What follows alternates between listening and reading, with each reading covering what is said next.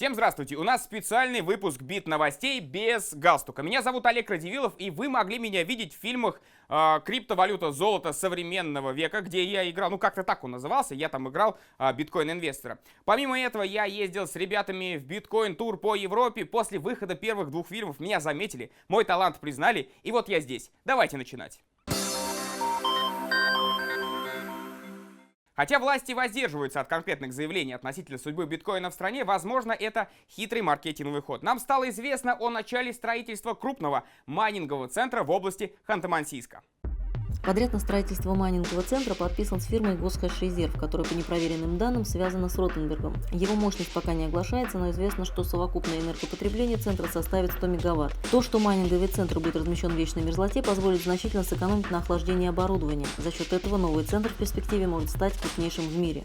Вообще, возможно, это какой-то коварный план нашего правительства. Ведь когда биткоин запретят, рано или поздно придется людей, что называется, закрывать и отправлять на север. А тут очень удобно, люди уже на севере.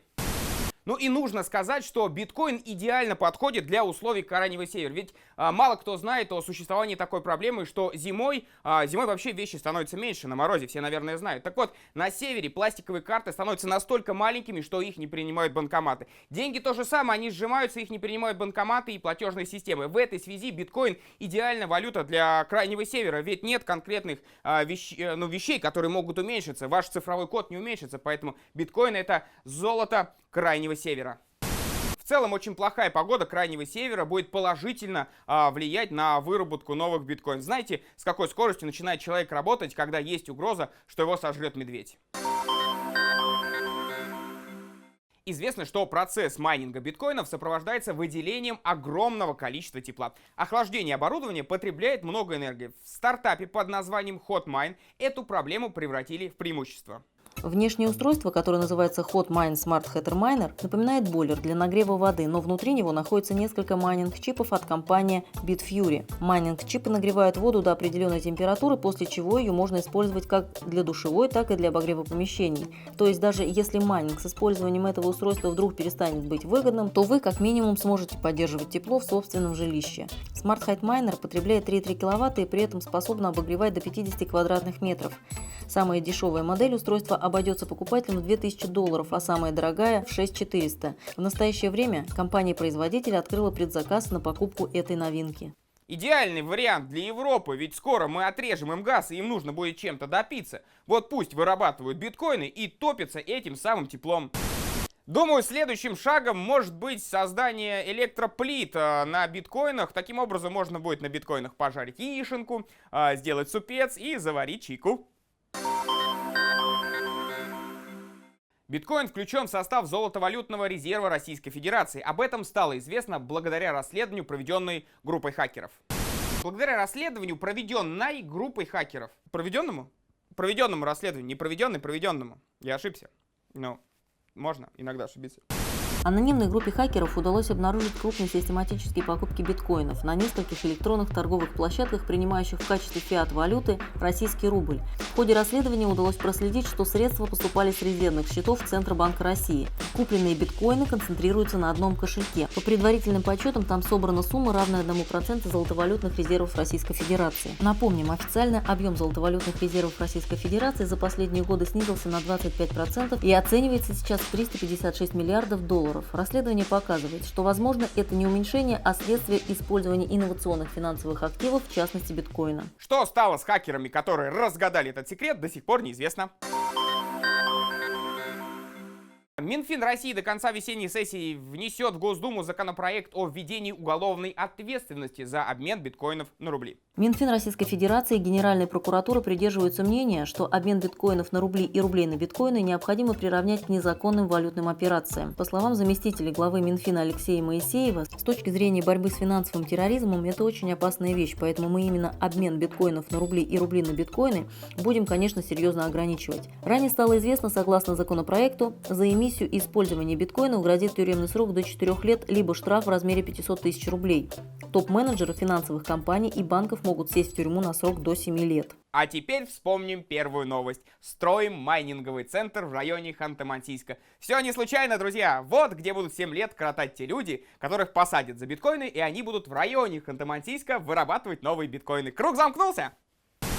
Ну, вообще, надо сказать, что 7 лет не очень большой срок, и его можно провести с пользой. Огромное количество книг можно прочесть, можно узнать, выучить новый язык. В конце концов, представьте, сколько биткоинов у вас за это время намайнится. И мы вышли на прямую связь с человеком, который прямо сейчас отбывает 7-летний срок за экономические преступления. Алло, Сергей! Сергей, ну как там? Ну что могу сказать, неплохо здесь. Сергей, 7 лет это много или не очень? Бывает и больше, чем 7 лет. Вот со мной сидит рядом человек, у него вообще 15. Но в масштабах вселенной 7 лет это вообще ничего. Что вы успели сделать, Сергей, за 7 лет? Ой, вот это вот отдельный разговор. До того, как я попал сюда, я вообще руками делать ничего не мог. Теперь я очень здорово шью варежки. Наверное, больше 1000 пар уже сшил. И на свободе мне будет чем заняться. Сергей, спасибо вам огромное и скорейшего освобождения. Ну вот, друзья, как видно из предыдущего видео, 7 лет не так уж и много. 7 лет можно провести с пользой. Так что ничего не бойтесь, в районе Ханты-Мансийска уже строят майнинговый центр. Ну и на самом деле, друзья, я придумал отличный выход из ситуации. Просто для того, чтобы людей не сажали на 7 лет за биткоины, нужно слово биткоины поменять на какое-то другое слово. Например, на слово лакрица. И тогда все наши выпуски будут выглядеть вот примерно вот так. Наша съемочная группа побывала на очередном лакричном митапе, который состоялся в культовом месте для всех лакриц-активистов в берлинской бургерной Room 77. Любители лакрицы встречаются здесь, обсуждают свои проблемы. В качестве платежного средства бургерной принимается только лакрица. Ее владелец Йорк Плацер первый раз попробовал лакрицу в 2011 году. С тех пор он не только пробует ее все время сам, но и активно предлагает другим.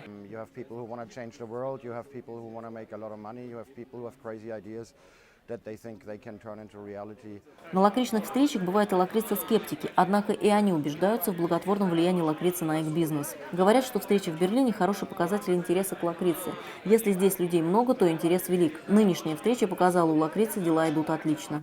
Когда мы ездили в Европу за биткоинами, лишь один человек в нашем автомобиле сказал, что он пробовал лакрицу. Да, друзья, не удивляйтесь, мы обсуждали в дороге лакрицу.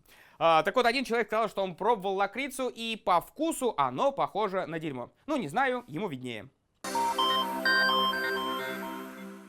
И еще немного о лакрице, ну, то есть о биткоине, ну, вы меня понимаете. Представитель муниципалитета Мюнхена предложил использовать биткоин в качестве официального платежного средства городских расчетов. Глава мюнхенского подразделения организации «Союз ради прогресса и возрождения» сделал предложение, которое идет вразрез с политикой Европейского центрального банка. Вейхер считает, что неправильная политика, направленная на сохранение курса евро, приведет к огромным потерям доверия к самому евро. Важно, чтобы Мюнхен, как столица региона, был полностью на стороне граждан и помогал повышать информированность населения об альтернативах системе евро. Вейхер предлагает дать возможность гражданам оплачивать биткоинами коммунальные платежи, пошлины и другие платежи в местные органы управления. Кстати говоря, до этого официальным платежным средством в Мюнхене, как известно, было пиво.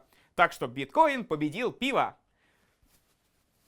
А сейчас еще немного о интересных биткоин-стартапах. Датские программисты создали свинью-копилку для биткоинов. Электронный поросенок будет хранить сбережения детей в биткоинах и в традиционной валюте. Приложение Earnit, к которому подключается поросенок, может позволить ребенку задать цель или несколько целей. Поросенок будет показывать своими лампочками, насколько близко ребенок к этим целям приблизился. По мнению создателей Earnit, копилки приучают детей к бережливости, а цифровые копилки еще и к изобилию современных цифровых денег. К аккаунту может быть подключен биткоин-кошелек или банковский счет. Каждый раз, когда на аккаунт ребенка посылаются деньги, поросенок сообщает об этом звуками и лампочками, и ребенок может забрать деньги, нажав ему на пятачок. Пополнить сбережения ребенка можно из любой точки в мире. Нужно знать лишь номер аккаунта. Создатели Earnit считают, что это позволит дедушкам и бабушкам, часто живущим вдали от своих внуков, делать им подарки. Кстати, в украинской версии свинья будет еще и сало накапливать, так что когда вы разобьете свою свинью-копилку, можно сделать еще огромное количество сала. Остается лишь вопрос, как извлечь биткоины из вашей свиньи-копилки. Для этого, наверное, нужен специальный биткоин-молоток, чтобы разбить эту свинью-копилку и достать свои биткоины. А для модников стартапы предлагают носки с логотипом биткоина. Носки были созданы Ясоном В. Холмсом, основателем и владельцем компании Kimchi Socks LLC. Первые образцы носков с новым дизайном уже поступили с производства. Биткоин-носки продаются в двух цветах. Круглые оранжевые логотипы расположены на белом и на черном фоне. Создатель носков считает, что пара биткоин-носков может стать оригинальным подарком для коллег и партнеров в профессиональной среде. Они, кстати говоря, совсем не пахнут. И если в них очень долго ходить, то с течением времени они начинают майнить новые биткоины. По мнению белорусских филологов, ну и тех людей, которые служат в белорусском КГБ, правильно говорить слово биткоин. Я не знаю, почему они так решили, предлагаю опустить это дело в комментарии к данному видео. Друзья, высказывайтесь, как правильно, биткоин или все-таки биткоин? Давайте на первый слог ударения ставить биткоин, классно.